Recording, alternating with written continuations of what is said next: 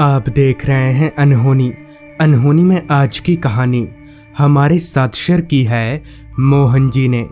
तो चलिए बढ़ते हैं आज की इस कहानी की ओर। बस में बैठे बैठे मैंने जब अपनी निगाहें खिड़की के बाहर घुमाई तो अब आसमान का रंग काला पड़ चुका था, जिस कारण बस में मुसाफिरों की संख्या भी काफ़ी कम हो गया था।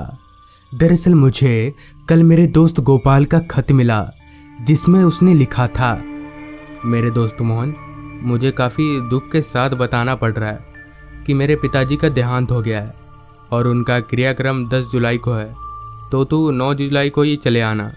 ये खबर सुनकर मुझे बहुत अफसोस हुआ, क्योंकि मैं गोपाल और गोपाल के पिताजी हम दोनों एक दूसरे के काफ़ी करीब थे, तो मेरे ना जाने का कोई सवाल ही पैदा नहीं होता। गोपाल ने अभी 2 साल पहले ही अपना घर बदला था, तो मुझे उसके नए घर का पता मालूम नहीं था, इसलिए गोपाल ने खत के नीचे पता भी लिख दिया था। खैर, जब मैं बस से उतरा तो वो जगह मुझे बस स्टॉप कम एक खुला मैदान ज़्यादा लग रहा था, जिसके चारों तरफ बस अंधेरा ही अंधेरा था। मैंने जब अपने हाथ घड़ी में वक्त देखा तो वक्त हो रहा था शाम के 7 बजे का। लिहाजा मैं किसी सवारी की तलाश में इधर उधर देखने लगा तो मुझे कुछ ही दूरी पर एक बैलगाड़ी खड़ी दिखी। मैं चलकर उस बैलगाड़ी के करीब गया और उस बैलगाड़ी वाले से कहा, भाई साहब, लालगढ़ गांव चलोगे? मेरे इतना कहते ही वो आदमी एकदम से उठकर खड़ा हो गया और एक दबी हुई आवाज़ में बोला, बाबू साहब, अभी रात के वक्त लालगढ़ गांव मैं क्या, कोई नहीं जाएगा। जिस पर मैंने कहा, क्यों, क्या बात है अभी जाने में, क्या तकलीफ है? इस पर उस आदमी ने बताया, लालगढ़ गांव जाने से पहले जो जंगल पड़ता है वो जंगल ठीक नहीं है बाबू साहब। मैं तो कहता हूँ कि आप भी मत जाओ रात को।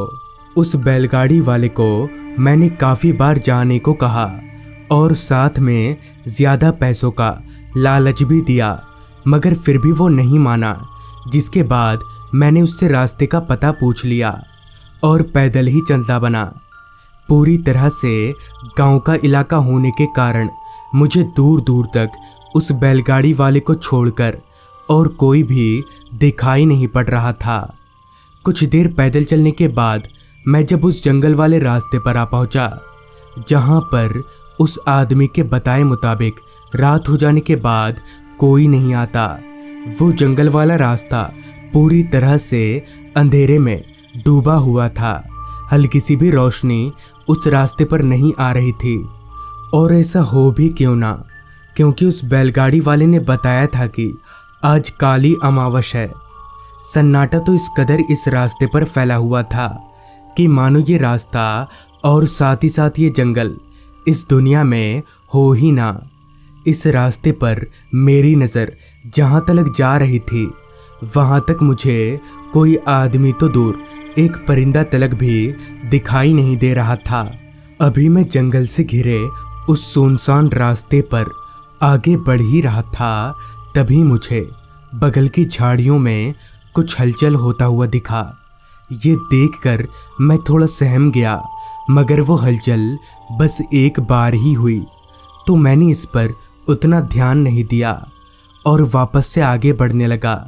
अभी मैं कुछ कदम बढ़ा ही था, तभी मेरे पीछे से फिर से कुछ हलचल हुई। फिर मैंने जैसे ही पीछे पलटा तो मेरे होश फाख्ता हो गए, क्योंकि अभी थोड़ी देर पहले जिस जगह पर हलचल हुई थी उस जगह पर एक बिजूका खड़ा था। बिजूका यानी कि खेतों में खड़ा रहने वाला वो पुतला जो पक्षियों या जानवरों को भगाने के काम आता है।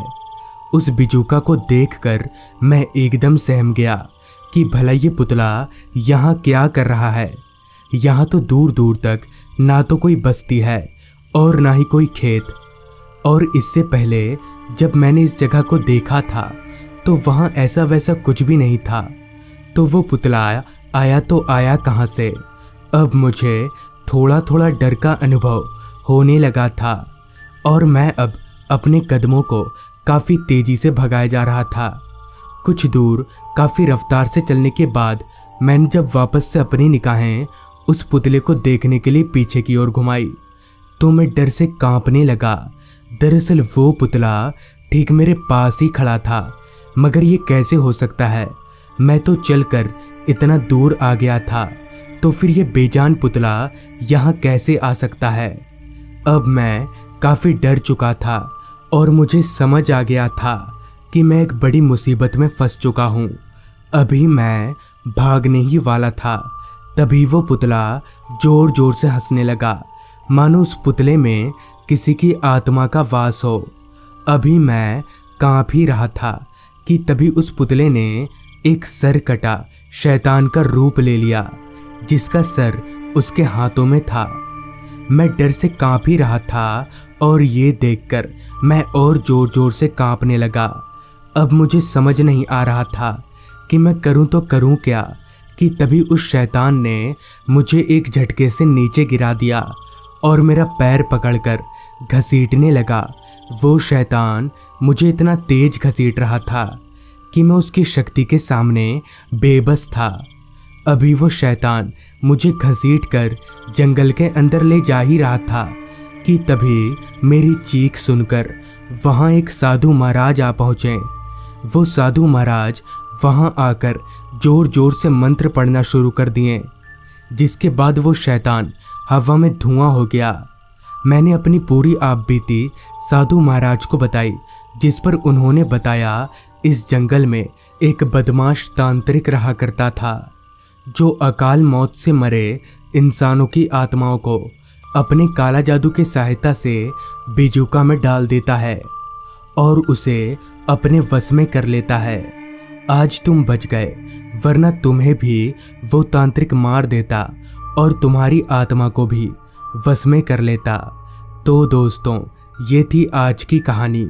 अगर आपके पास भी ऐसी ही कोई कहानियाँ हैं तो हमारे साथ ज़रूर शेयर करें। तो मैं आर्यन जल्द ही मिलूँगा आपसे ऐसी ही एक कहानी के साथ।